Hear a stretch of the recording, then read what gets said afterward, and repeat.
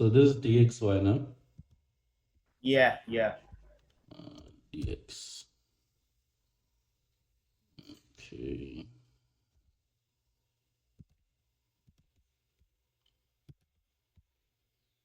Um, I'm gonna start in the daily because I think that's kind of appropriate.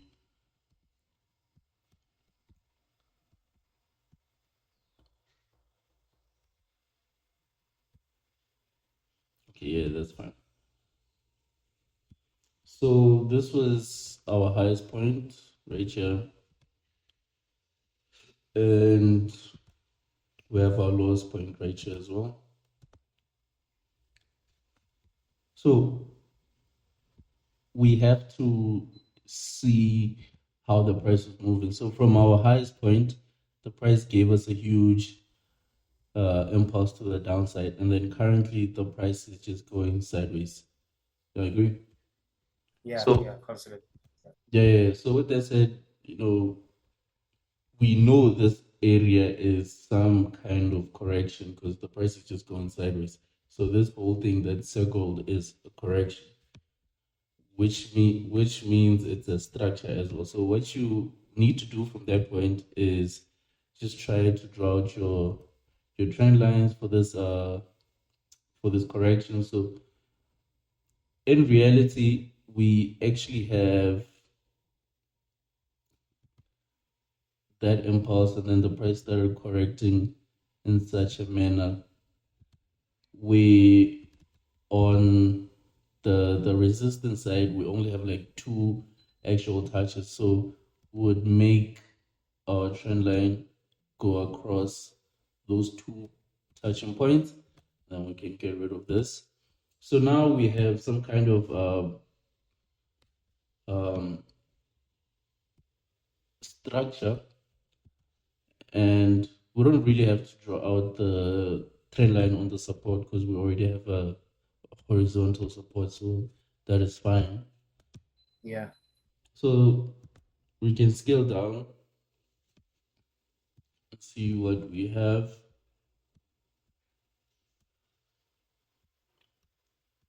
So I don't know if you remember, but I told you about the three touch rule on your trend lines. Yes, yes, yes, yes, yes. So in this case, we have the price um, going down from the highest point, giving us that impulse, and now we're in this correction, right? So what that tells us is that the price is most probably gonna continue at some point going down. Mm-hmm. So that's what we want. So Yeah. So what that would be like a bigger bearish flag, like so you have the impulse, then the bigger correction, then the impulse. Like, is that what you call that bearish flag? which one are you referring to? This whole Like a bigger version, like the whole structure, like the impulse at the top, then that correction is like, you know what I mean? Then you get the bigger impulse going down. So like, yeah, is that like a bearish type of ascending flag or something? yeah, you basically call this a flag, you call this a structure correction. Uh yeah, but the appropriate word is a correction because the price is correcting this huge impulse that it formed. Yeah, yeah. So just those two things alone gives us a sense of direction, which is a continuation for a downtrend. Yeah, exactly. So our goal is to wait for the third touch on the resistance side of it because that's where we're gonna base our trade off. Okay. We would want at least three touches, and then we focus on the third touch. So right now we only have two touches. Yes. Okay, I'm gonna try to work in the daily time frame. So the price right now, it could actually just buy from that point, going back up, and then giving us that hold on, giving us that sell. So at the same time, it could actually keep selling off and then touch the actual main support before going up. So those are the things that you need to factor in, but that's not important. All it is just a waiting game, because I wouldn't advise you to just like, you know, find entries where the price is still in the middle of creating the whole structure. So what we're gonna do is we're not really gonna focus on this correction, this descending correction, and try to find a trade that's gonna go buy, and then we're not gonna do that because that's a bit risky. But then if you're willing to risk it, the only way you could uh, draw it out is maybe scale down to the 2 hour time frame. And just like I told you, that support right there, Yeah. which this touch and this touch makes it valid for the price to push back up because it already rejected, as you can see. And this move to the upside is a nice impulse. So it's the same concept. We have our impulse and now the price is going sideways, which means it's correcting right now. Go up. Yeah. Yeah, that could mean the price is going to continue going up if it does follow. You give that fair touch. Yeah, for that third touch. But then at the same time, the price could actually just, sell off, trigger your stop loss, and then get back to the main support and then start buying from that point. So that's the reason why it will be tricky, because if you look at this support, this blue area, it's not the main support. This is the main support. Yes. Yes. Yes. Yeah. But then let's say it does respect this blue area, and now it's pushing up, it changed direction. So obviously what you could do is, you could try drawing your trend line like that on the support, and you can also get your resistance as well. But then the resistance is not really important. So the support side, the reason why I'm saying this resistance is not important right now is because we are looking for a buy, and when we buy, we focus more on the support side. So this support side, that's where we're gonna count those 3 touches. So let's count the number of touches on our trend line. This will be the first one, and obviously this will be the second, and then we have our 3 touches, right? So it still aligns with our principles. And then we're gonna zoom in to the third touch and scale down maybe to the 1 hour time frame. So what you would want to see in the third touch is you'd want to see the price rejected, giving you, those reversal candlesticks and so on. So let's zoom in and see what is happening. Okay, let me also adjust my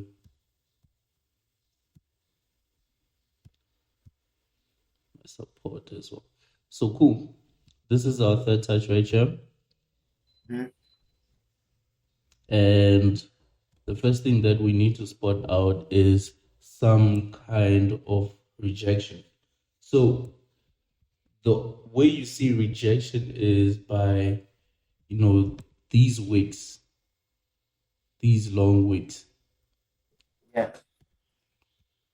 So obviously this is a nice rejection because the price just touched the trend line and then it started rejecting, and then we had our close right there. Cool. So the second thing you'd want to see on your third touch after the rejection is those reversal candlesticks, right? Yeah. Which Oh, is was you asking me a question? no, it's cool, it's cool, it's cool, it's cool. Oh, yes. Sorry. So, but you do know what I'm talking about when I refer to reversal Sure, candlesticks. of course. Yeah, reverse. Yeah, we went through that last session, remember? The whole reversal patterns and all that. Oh yeah, yeah. So this first bullish candlestick is our reversal. Mm-hmm. How do we have 10 minutes left? Okay, cool. This is our reversal candlestick. So now we have two reasons for this buy. We have the rejection on the third touch, and right after the rejection, we have a nice reversal at the third Is touch. that the do? Is that the doji? Yeah, yeah, yeah, yeah. Yeah. Okay.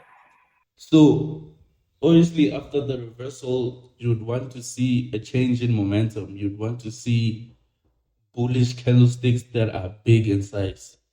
Yes. Yes. So, and remember this DXY setup, you did it in the big time frame. So this is gonna be such a big entry. So this was our first momentum candlestick. As you can see at the bottom or the opening side of it, it doesn't have a wick. It doesn't have a pin bar. Yeah. Wick. Bottom wick. Yeah. Yeah. Yeah. Yeah. Yeah, so that's the first momentum. Usually you'd want to see at least two to confirm everything. So you wait for the next candlestick and just look at the next candlestick. It's massive, it's huge, it shows so much momentum. So that's when you could have entered your first entry of this pair. So you get your entry point and just open at the next opening candlestick, and then you scale up. So when we zoom out, hold on, you can clearly see that it's a nice setup, it's a nice buy, Mm-hmm. supported by those confluences of the third touch principle.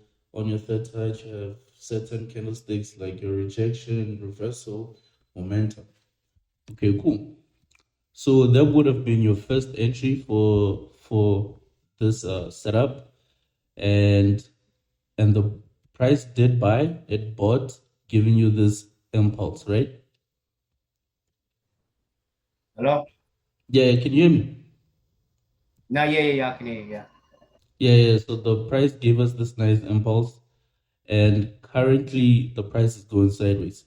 So what that means is it's giving us a correction. It's correcting the previous impulse that we bought. So that could tell us that the price is just going to continue going up. So what we do from this point is we draw the parameters of our correction, which means your trend lines, your resistance and support. So remember, we focus on the support side when we are buying. So that's what we're going to do. We're going to draw this. Since it's flat, we can use a rectangle instead of a trend line. So that's cool. And then just for aesthetics, you can also get your resistance as well. And then now you have to look at the support and see at least 3 touches on your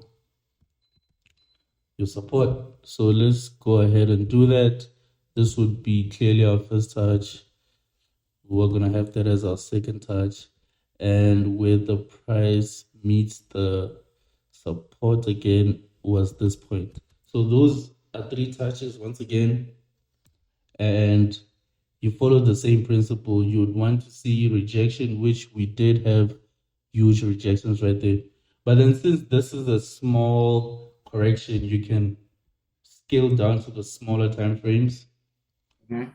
Okay, so we went down to the 30-minute time frame, and now we're going to inspect for those candlesticks that we use for our confirmation. So the first one is obviously these 2 weeks being our rejection. And then you can see we have another doji candlestick right there. Mm-hmm. And right after it is, which the doji was our reversal candlestick. So now we are waiting to count the bullish candlesticks, which would be our momentum candlesticks. So that was our first momentum candles, even though it's small in size, as long as you have at least two of them in a row. So that's good. So, and this first bullish candlestick doesn't have a wick at the bottom, so that's a good sign as well, despite its size. And then the second one is bigger and it's bullish as well. So those two gave us the momentum aspect. So from that point, we've confirmed that we can go ahead and buy again. So the same thing that we did in the bigger structure, we're doing it in this small structure, and then you have your stop loss below your lowest point, which would be your third touch, and then you just scale up, right? So you just scale up to the next previous high, which would be around these areas, around these areas. So yeah, that would have been the setup because in the main structure, remember, we're trying to get three touches, and so far we already have two. So we're waiting for this one. So yeah, Yeah, that pattern as well looks like a what's that? The inverted head and shoulders as well. yeah, it is. So you can use that as one of your confluences as well. Let me just try to hold on. Let me just try to point it out for the viewers, man. So we have a nice inverse head and shoulders right here, waiting for the price to go back up. So 100%. yeah, you have to use all these confluences for you to get your direction and your entry. So we had our direction from the big structure, which would be this whole thing. So we knew we had to get a third touch, which means now we know the price has to go back up and give us that third touch, which is the direction it's buying currently. It has to buy and give us that third touch. And then this sloping structure is a descending structure. And if you remember, a descending structure is a bullish setup because it's going to break out bullish and, you know, go by until the 90% rule, which would be right here. Yeah. So once the price is bought and reached your TPs, it's gonna give us three touches on this resistance, and then that's when we're gonna start to look for sells for the main structure, which would be a very long swing trade to the downside. Mm-hmm. Yeah. So yeah, I think we've covered the basics of this trade. Do you need some kind of clarification on something that you might have not understood? No, I understand everything. You know what I'm saying? Like I said, it's only really the second session in it. You know what I'm saying? So as we progress, the skills will grow. You know what I mean? Yeah, yeah, yeah. So But the reason of this though was just to kind of show you the understanding in it. Like when you're explaining stuff and all that, I understand. You know what I mean? So yeah, I think you should when I upload this video, I think you should play it back, just try to watch because you were missing so many key points about, you know, regarding where the price is coming from in terms of like your impulse, all your directions, and yeah, yeah, I I think know, but that's what I'm saying. It was only I didn't go deep. That's what I'm saying. It was just to show you my level of understanding. You know what I mean? yeah, So it's yeah, like I said, as you're showing me things. I'm gonna take it in. That's what I'm saying to you. It's like I didn't want you to just, like before you didn't know my levels of understanding with, what I mean, support, resistance, and all that. So it's kind of took us up to kind of speed of where I need to be at with you. Do you know what I'm saying? You know? yeah, yeah, most definitely. And yeah, one last Yeah, thing. definitely. I'm gonna go over it anyway. Definitely, 100%. Yeah, one last thing is you should always keep in mind about the possibilities of what could happen. The price could either go your way or it could stop you out. And goes the opposite direction. So in this case, there is room for the price going the opposite direction and stopping us out because it could want to reach this main support right here before the price buying. So those are the So basically, it could come in off that trend line to come in, like I said, give that fair touch and then maybe come back down from where the current price is. Do you know what I mean? Like that, are you talking? yeah. I'm saying the price could actually just sell off from where we were, No, yeah. So that means that and that then trend line, that support trend line that you've got up at the top there, it may like come back in to test that trend line and then maybe drop down. I'm not sure which one this one. This trend line, yeah. Um, it already actually broke out of this trend line because if we zoom, yeah, it actually broke out. It broke out. So let me just show you. So if you can see it broke out, right?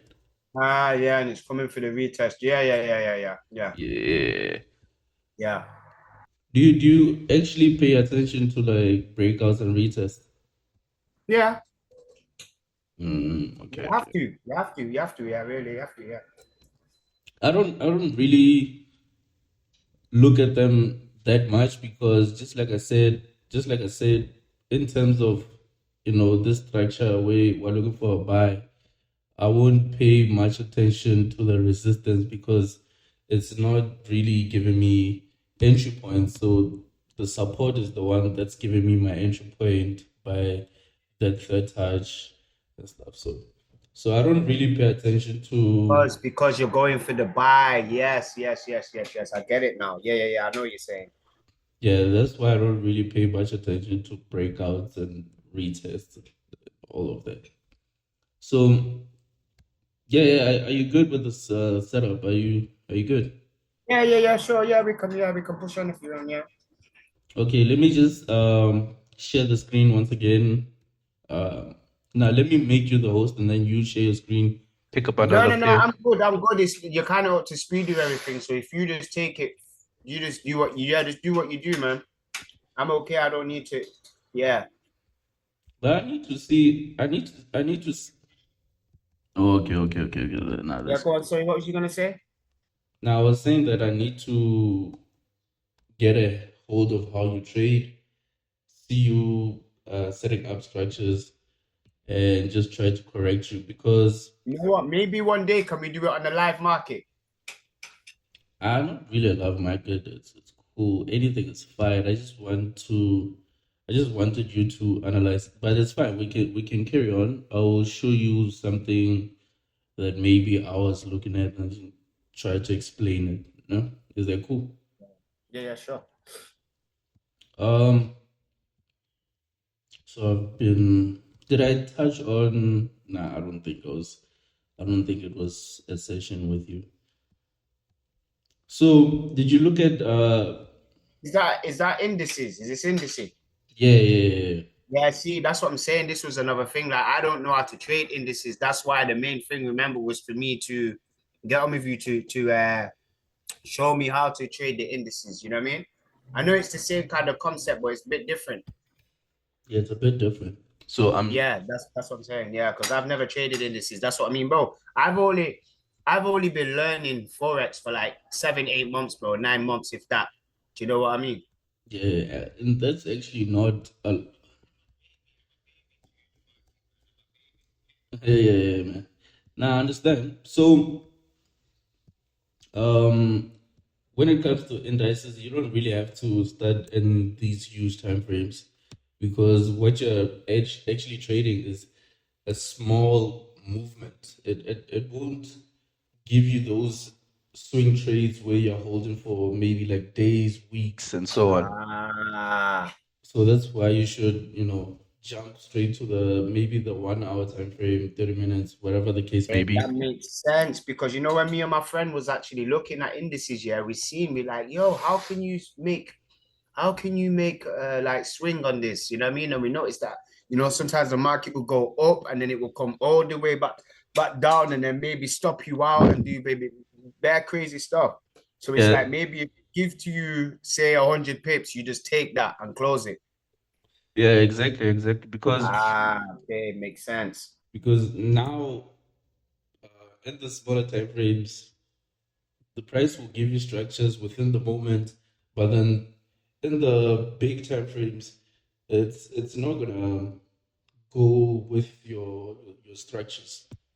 Yes. Okay, sorry. So with this US 30, I'm gonna show you how you would have caught the CPI using just simple um, analyzing techniques without even checking out the news, whether the news may be. So the first thing that I do is because right now you can see currently the price is, it gave us this huge impulse from the downside and now it's going sideways. Yeah. Yeah. Okay, cool. But you don't really have to factor in this because now it will give you the impression that the price is going to continue going up. Mhm. And you might find yourself losing because the price might just sell off. So it doesn't behave the same way as um, currencies. So we're not going to look at the past market for us to get our setups. So what we need to do is actually focus on this area only. Okay. Okay, so I'm just going to zoom in a bit.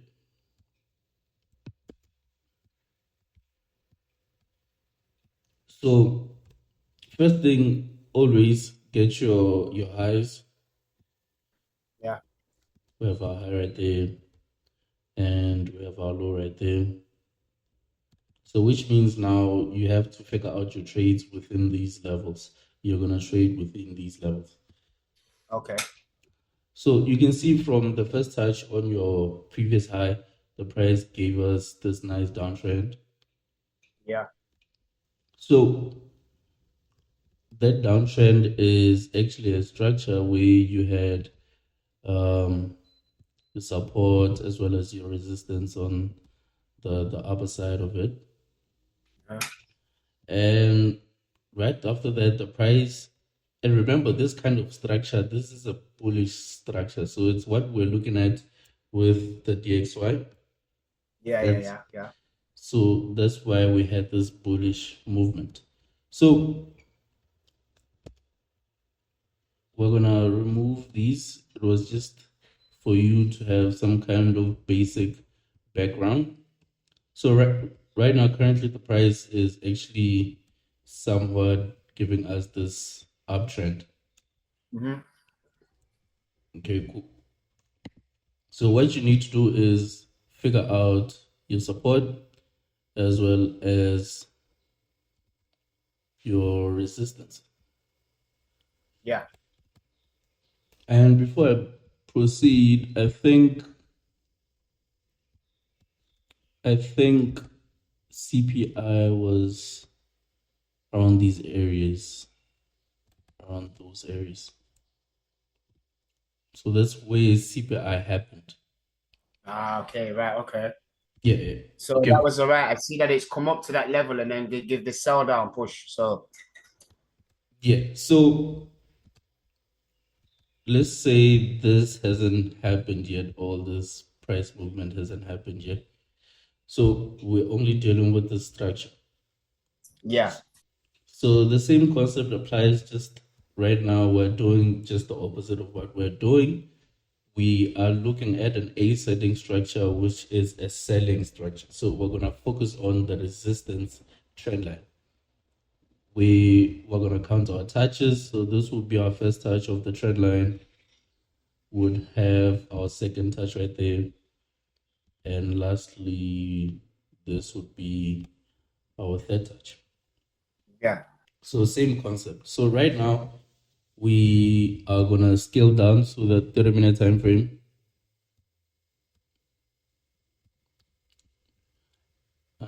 Okay, let me just go to the 50-minute time frame. So sometimes you might not even see like clear rejections and all those reversals. So what you need to do is you can go through your time frames and see if each time frame has one of each candlestick, whether in maybe for an example in the 15-minute time frame you have a rejection candlestick, and then you try to search for your reversal candlestick. You can scale up to the 30-minute time frame or whichever time frame may be for you to actually see that. Okay, cool. So for us to figure out, I think I'm just gonna work with the 30-minute time frame. Okay. Okay, let me just erase this blue zone and adjust that. Okay, cool. So we're focusing on our third touch. So this would be our rejection. Okay, let me just. So we have our rejection right there, and we watch the next candlestick, and the next candlestick is not really a reversal candlestick, but then it gives us some kind of information. It's a bearish candlestick. It's selling, first of all, and it has wicks on both sides. Okay. So you should always pay attention to these candlesticks within your third touch, because they will tell you so much information for you to confirm your entry. Okay. Yeah. So this will be our special case. This candlestick will be our special case. So which means we're gonna try to, for an example, try to count it as a reversal candlestick, because the only difference is that the body is big, but then the wicks are appropriate for a reversal candlestick, just like the doji, right? Yeah. Yeah. So we're just gonna count it as a doji in this special case. Because there's whips on either side. Yeah. But just the body's just a little bit bigger. Yeah. So we're just gonna try to make you know uh, make it a special candlestick. It's not our regular candlestick where we would have a nice small body and stuff. So this will be our special reversal candlestick from the rejection.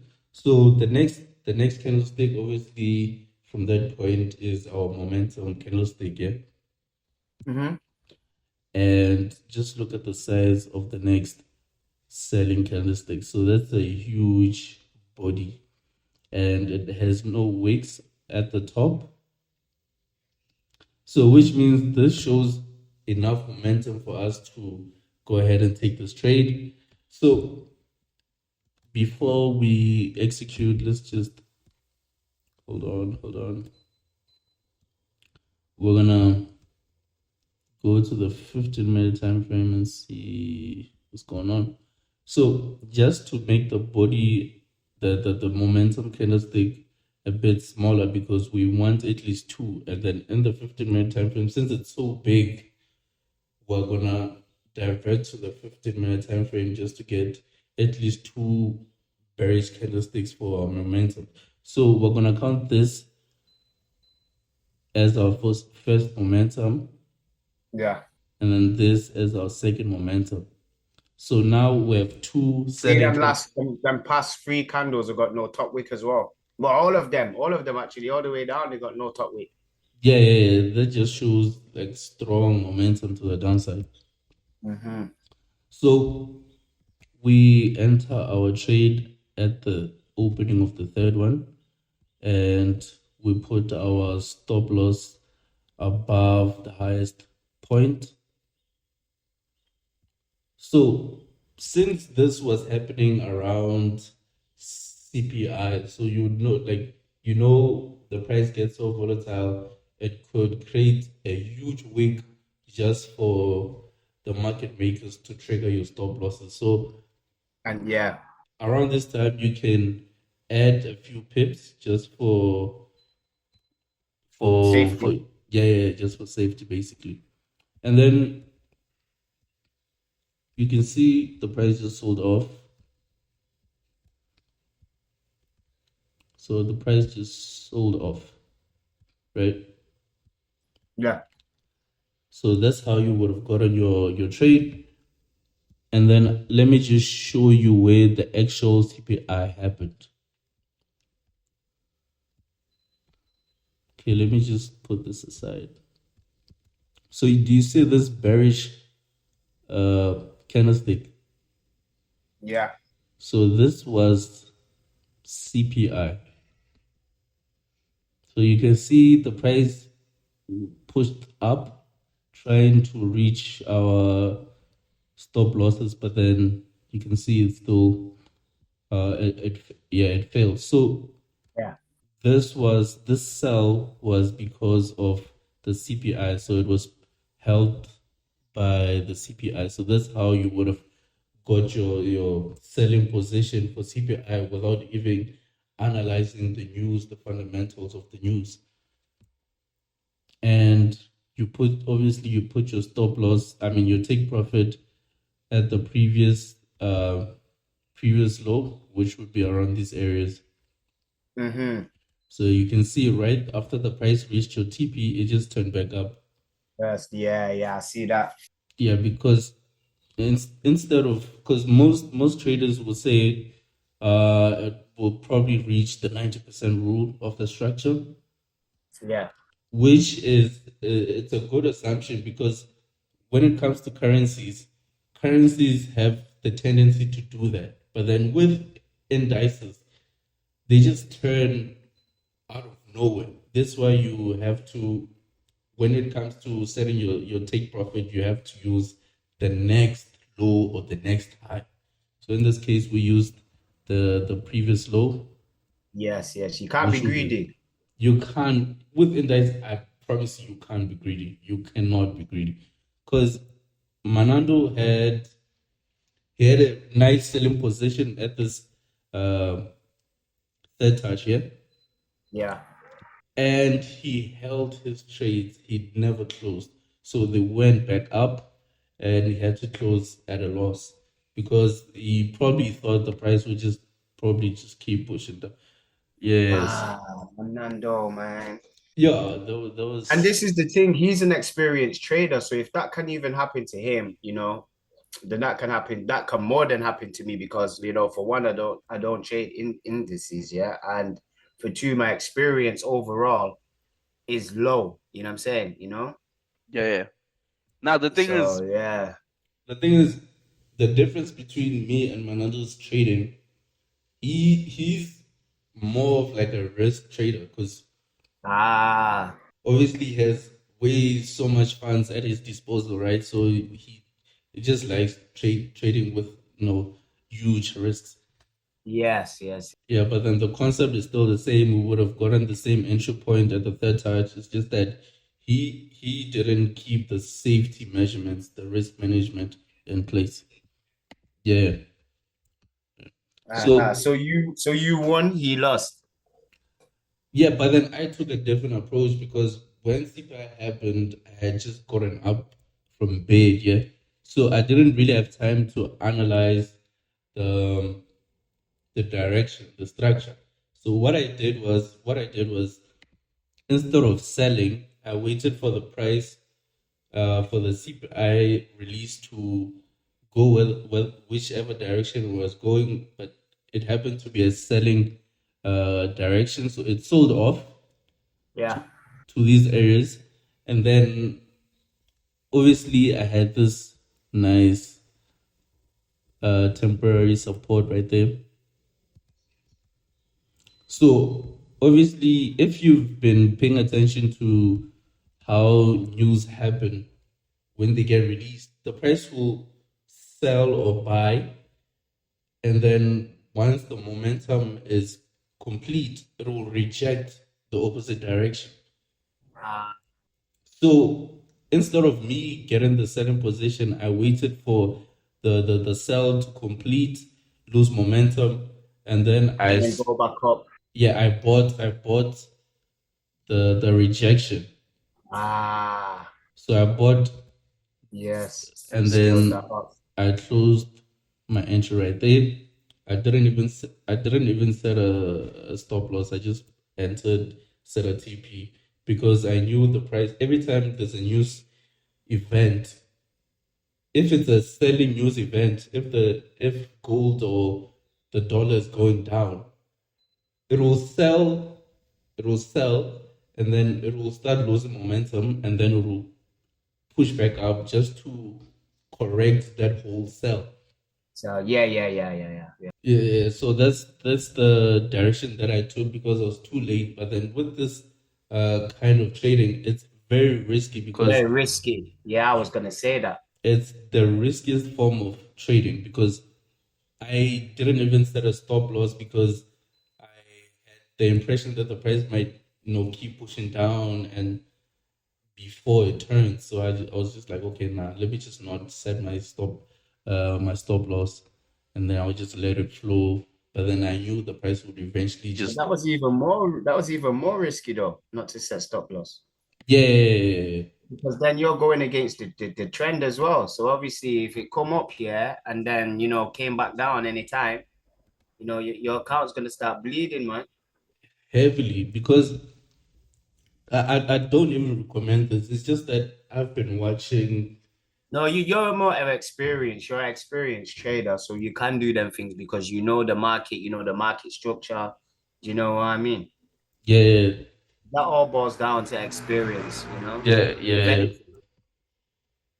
Because I've been watching because I'm not really a big fan of these fundamentals. I don't really trade news like that. So all I usually do when there's a news event, I just watch how the price behaves, and I've noticed that this happens a lot. Ah, So that's why I took the buy the position, yeah. yeah. So, but nonetheless, if you did spot this huge selling structure, you would have, you know, got a nice sell position from that point, and then in the process, news release happens, and that news release it just amplifies the movement. Direction. Yeah. Yeah. So that's how you would have had your sell with this one without even checking out the what happens with the news event. Mm-hmm. Yeah, so that was that was basically the trade with this one. Do you have any questions, or should I just move on? It's cool. No, yeah, no questions, man. No questions. That's cool. Cool. So nasdaq, it behaved the same way because you can see I still have my position pattern right there. So I bought that rejection as well, and then it sold off. So it just behaved this exact same way. It's exactly the same. Yeah. So I think we've covered the buying position, we've covered the selling position with this index. So I think that's okay for now. Yeah. Unless if you have any questions or input or whatever. But Nah. But just obviously next session, obviously, we can just take it from here and just, like I said, it's only the second session, so we don't need to pressure too much. yeah, no, most definitely. So yeah, I think that would be fine for today. We've covered three different structures. So the first structure was that main buying position, and then the second one was that small flag that we had after the impulse from that buying position. Remember? Yeah. Yeah. So that structure is a continuation correction. So basically, you would have your impulse, and then the price will just start going sideways, which means the price is going to continue. So that's the second setup that we did. Yeah. Because we had two buying positions with that previous the DX one. Mm-hmm. So those are two different structures that we covered, and then we covered a selling structure as well. So I think that's fine for today, man.